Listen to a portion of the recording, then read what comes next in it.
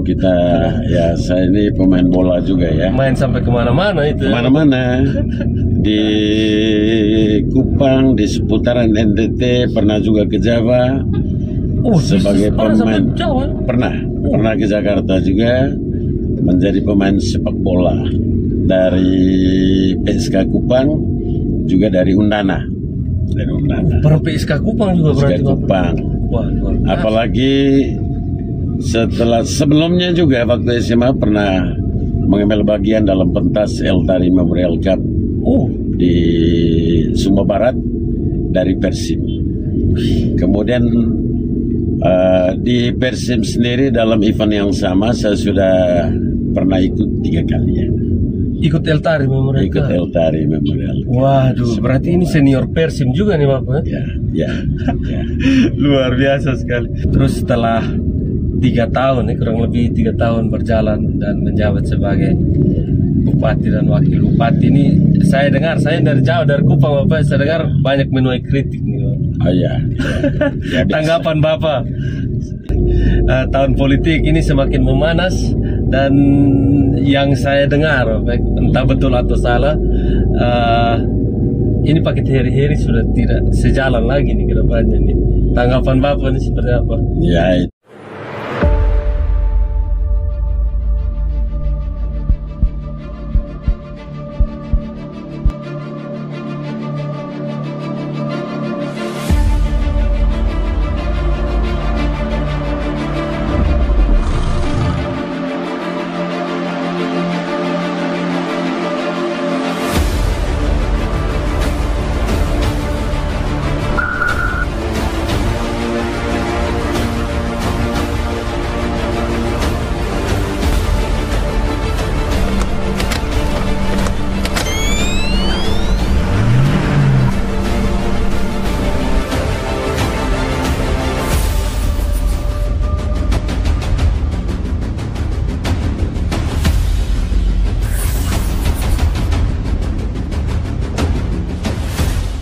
Halo Bapak Mama, Bapak Saudara semua, ketemu lagi di Pasiar Oto.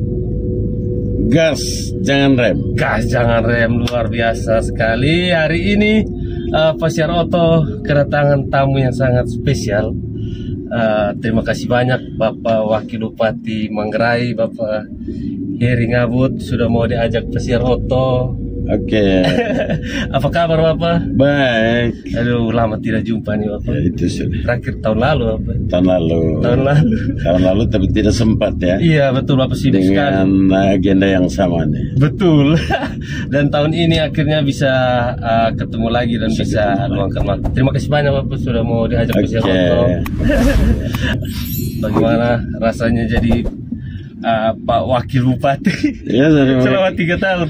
Jadi Wakil Bupati ini juga sebenarnya impian yang sudah lama ya. Oh iya. Jadi Wakil Bupati.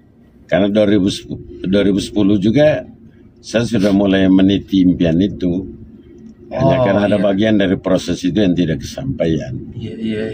Kemudian 2015 saya jeda saja.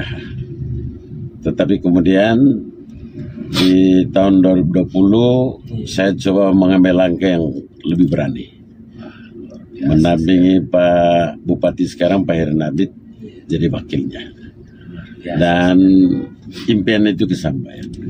Berarti itu bisa dibilang kontestasi politik pertamanya Bapak dulu yang 2000. Sebenarnya 2010 itu sudah mulai. Iya, hanya tidak sampai. Hanya belum sampai kepada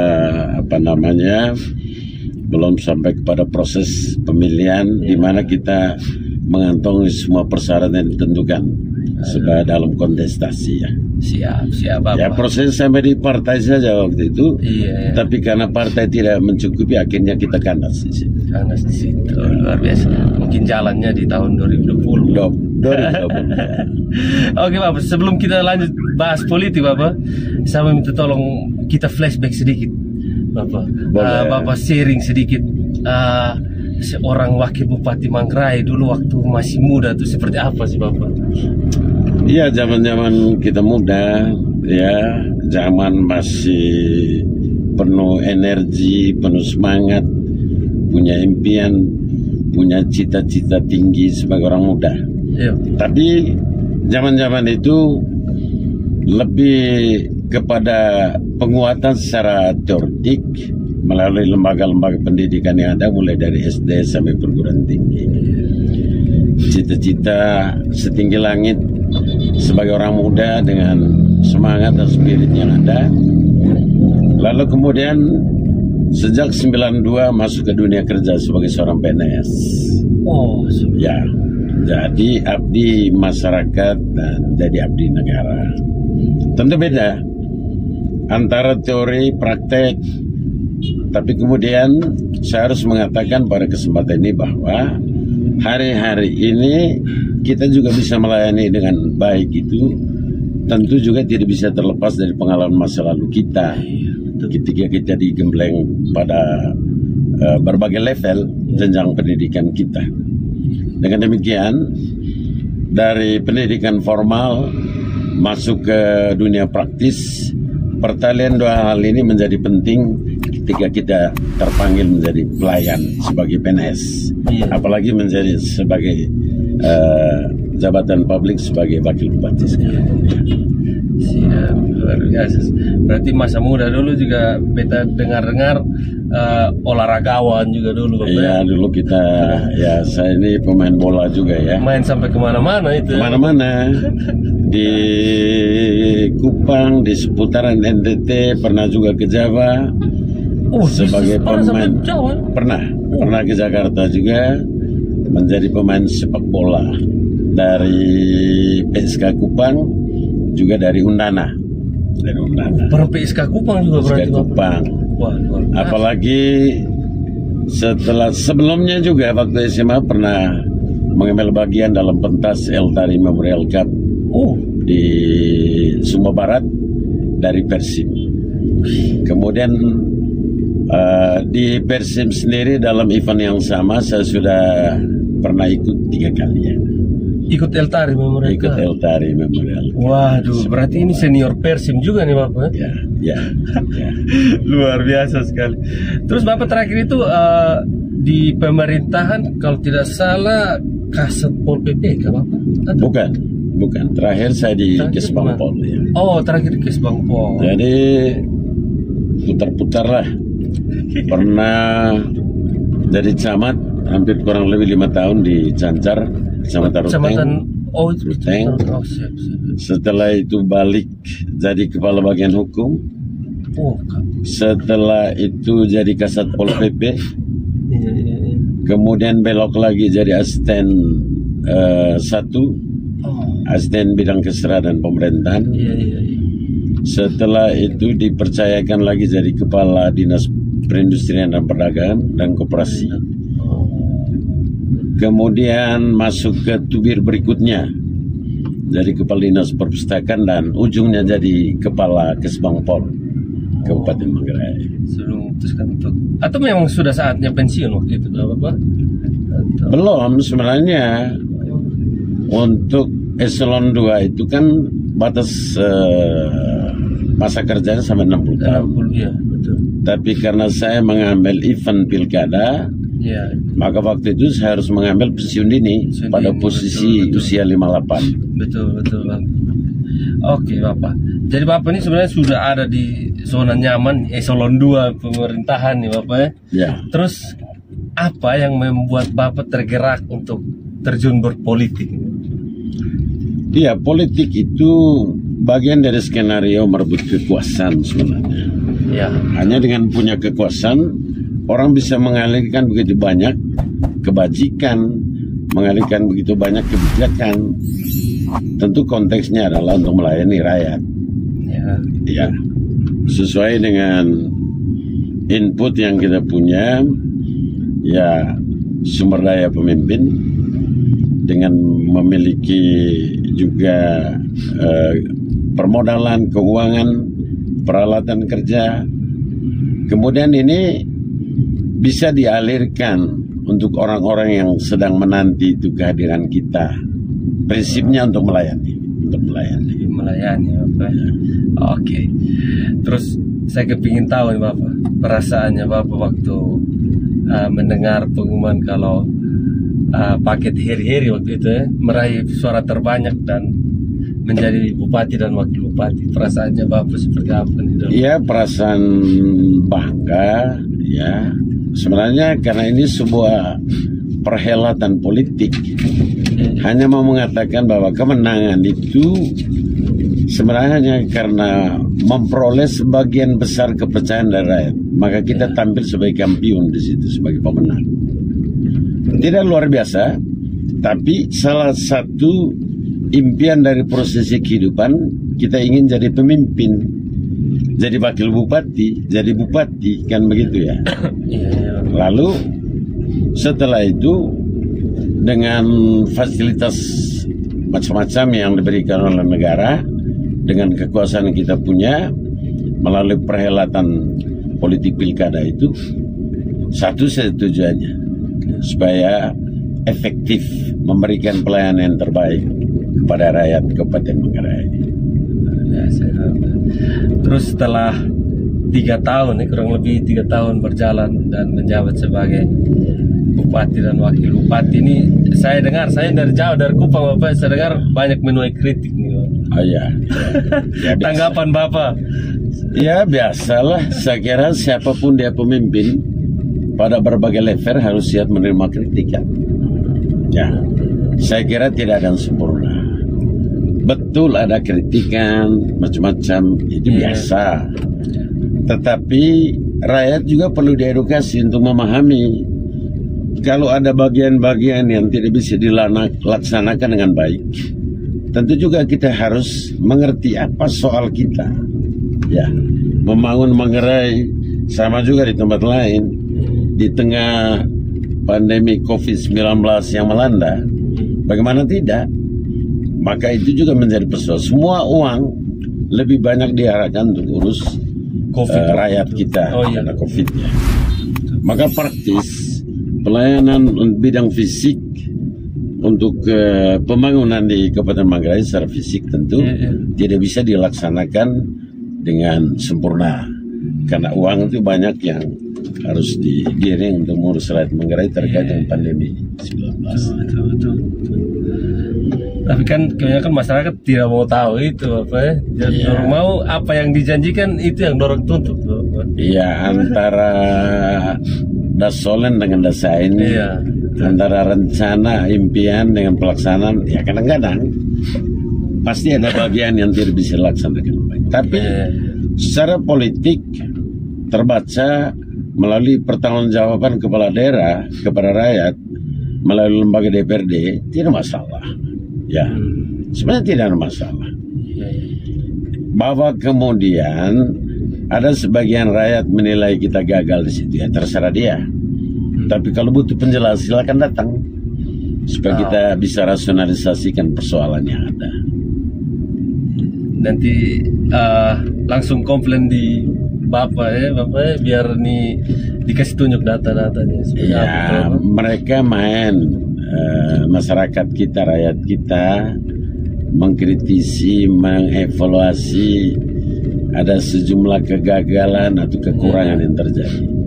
Tapi ada juga yang datang spontan, ketemu kita, mendiskusikan tentang soal yang sedang kita hadapi. Ada sebagian yang memahami, persoalan kita itu di sini. Persoalan COVID berdampak pula terhadap ada begitu banyak harapan dari rakyat supaya urusan fisik itu, infrastruktur jalan, air minum dan lain-lain dan sebagainya bisa dijalankan dengan baik. Tapi ketika uang ini banyak diarahkan untuk urus COVID beberapa tahun terakhir, ya memang di situ kesulitan. Saya tidak tahu penilaian secara personal kepada pemimpinnya. Saya belum dengar langsung, ya, tapi hanya dengar selentingan bahwa selain urusan-urusan fisik, maka bagi orang Manggarai sebenarnya, kalau juga kami tidak cukup berkesempatan untuk nonton leo sambil ngopi bareng, minum kopi bersama, maka kadang-kadang juga rakyat tidak cukup memahami situasi kebatinan kita saat ini. Siap. Oke Bapak, ini sudah bisa dibilang di ujung masa jabatannya Pak Heri ini Bapak. Ya. Apa yang akan Bapak dan Pak Bupati lakukan di ujung masa jabatannya? Ya, kita on the track saja. Sesuai dengan ya prioritas pembangunan kita per RKT ya, rencana kerja tahunan kita, supaya impian Manggarai maju, Manggarai yang adil dan bersaing itu ya kita tunjukkan sesuai dengan kemampuan yang kita miliki. Ya. Siap. Terus saya dari jauh juga ada dengar-dengar Bapak, tahun politik ini semakin memanas, dan yang saya dengar entah betul atau salah, ini Pak Heri sudah tidak sejalan lagi nih ke depannya nih. Tanggapan Bapak ini seperti apa? Ya, itu isu yang bergerak ya. Saya tidak tahu titik start rakyat bagaimana ya. Ya. Biasalah, rakyat yang memetak-metakkan, tapi sampai sejauh ini kami tetap menjalankan tugas ini sampai selesai sesuai masanya. Ya, bagi saya sebenarnya tidak apa-apa kalau rakyat, masyarakat seru mendiskusikan siapa pemimpin harapannya ke depan. Tapi saya selalu jujur dan terbuka kepada siapapun orang yang mau jadi bupati, jadi pemimpin di Manggarai. Ya, semestinya harus membaca medan, harus membaca survei, karena tren politik kita sudah berubah. Trennya adalah kajian akademik. Kajian akademik itu melalui survei lapangan, melalui lembaga-lembaga survei yang profesional. Dengan survei itu memperlihatkan seperti apa popularitas dan elektabilitas kandidat atau calon pemimpin kita. Maka saya sebenarnya juga ya boleh satu ketika silakan saja, karena itu pekerjaan dari lembaga survei untuk melihat elektabilitas kita. Populer mungkin oke, tapi elektabilitas kita belum tentu disukai itu tidak. Maka melalui kajian akademik atau survei itu terbaca di lapangan seberapa persen pendapat rakyat terhadap kita, dia setuju itu tidak jadi pemimpin, kan seperti itu. Jadi kalau mau maju itu siapapun dia, baca situasi medan, baca kehendak rakyat. Kita ini orang yang disukai atau tidak. Populer saja tidak cukup ya Bapak. Populer, pembunuh, pencuri bisa populer. Ya. Tapi kalau orang suka itu artinya hal-hal yang positif ya. Iya pasti. Betul Bapak. Oke Bapak, setelah 3 tahun berjalan, pastikan Bapak sudah terima banyak masukan dan keluhan dari masyarakat ya Bapak. Ya. Menurut Bapak pribadi nih Bapak, pemimpin Manggarai yang bisa menjawab kebutuhan dan membawa Manggarai lebih maju ke depan, pemimpin seperti apa? Ya. Jadi modal utama kita kalau jadi pemimpin di Manggarai ini, ya harus berpola pada budaya.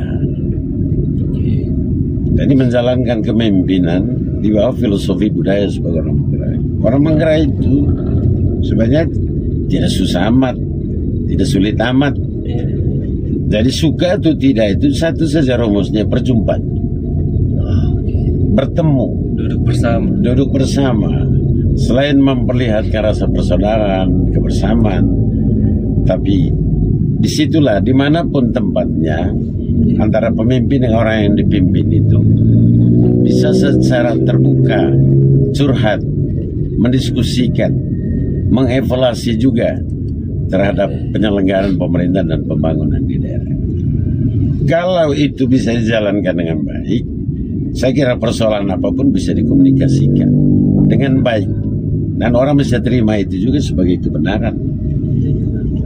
Tetapi kalau misalnya kita tersumbat, tidak mengkomunikasikan, akhirnya opini yang bergerak itu adalah hanya pada sebuah kecurigaan atau kecemasan sebelaka.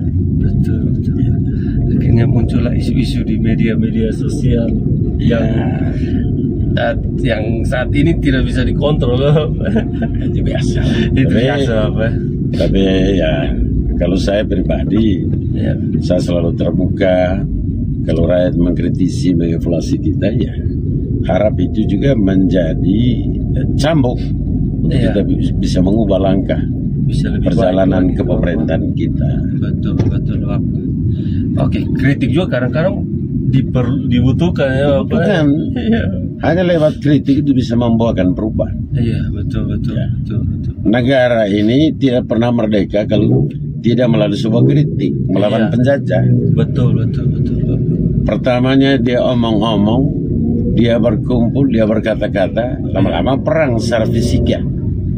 Jadi evolutif dan revolutif. Perang, maka Indonesia merdeka. Jadi merdeka itu juga lahir dari sebuah kritik. Betul. Dan bagi saya sebenarnya Bupati dengan saya juga sepakatlah. Hanya memang selalu diedukasi supaya setiap kritik atau evaluasi itu harus pada nuansa filosofis sebagai orang Manggarai yang sangat menghormati persaudaraan, kekerabatan, kekeluargaan, tapi tidak mengurangi juga nilai-nilai kebenaran yang ada. Jadi kalau kritik itu sangat membantu kita karena ada kekeliruan atau kesalahan, maka kita syukuri, tidak masalah. Betul. Jadi pemerintah Manggarai jadi tidak anti kritik ya? Tidak. Ya. Jadi kalau orang yang tidak mau dikritik, itu cara berpikir destruktif. Betul. Jadi pemimpin ini untuk orang Manggarai adalah tempat yang gantungan. Jadi orang Manggarai bilang lo cene tebok ini kebor tepo lebing bike, artinya barang-barang yang dijadikan untuk tempat kita masak-masak itu segala macam itu, ada tempat untuk kita tidur tikar itu, barang-barang yang rusak. Maka tempat gantungnya pada pemimpin untuk dibereskan. Betul. Itu tugas pemerintah, tugas pemimpin ya Bapak. Oke. Siap Bapak, terima kasih banyak Bapak. Oke. Sudah mau diajak Pak Seroto. Mohon maaf kalau ada salah-salah kata Bapak. Gas terus, jangan rem. Jangan rem. Untuk kebaikan jangan rem Bapak. Bapak Mama, Bapak Saudara juga yang nonton, terima kasih sudah nonton video ini. Ambil yang baik. Mohon maaf juga kalau kami di sini ada salah-salah kata. Tidak ada maksud apa-apa, ini murni sharing antara bapak anak ini. Bapak anak bercerita. Oke, makasih banyak, sehat terus Bapak. Sukses juga untuk rencana ke depan. Ya, yang penting kita sehat aja. Betul, itu paling penting Bapak. Oke, Bapak Mama, saudara semua, sampai ketemu di video berikutnya. Bye.